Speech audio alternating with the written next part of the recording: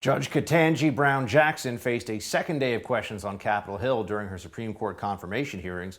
A number of Republican senators took the opportunity to question her on her past and if she has any, quote, hidden agenda. Watch. You once wrote that every judge has, and I quote, personal hidden agendas, end quote, that influence how they decide cases.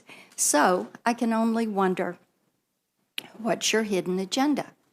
Is it to let violent criminals, cop killers, and child predators back to the streets? Is it to restrict parental rights and expand government's reach into our schools and our private family decisions?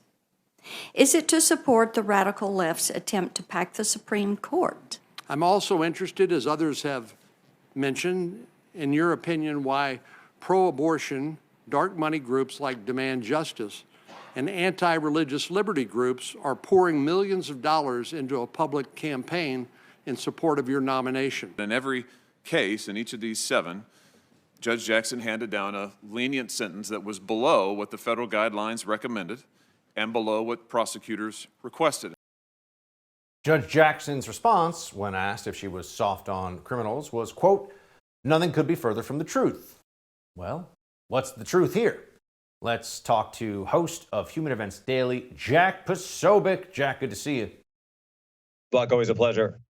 I mean, let's just start with that. The primary charge here, criticism, if you will, against Judge Jackson seems to be that she goes soft on criminals, and that's concerning at a time when there's been a major rise in violent crime across the country and city after city going on almost 2 years now. What do you make of it, Jack?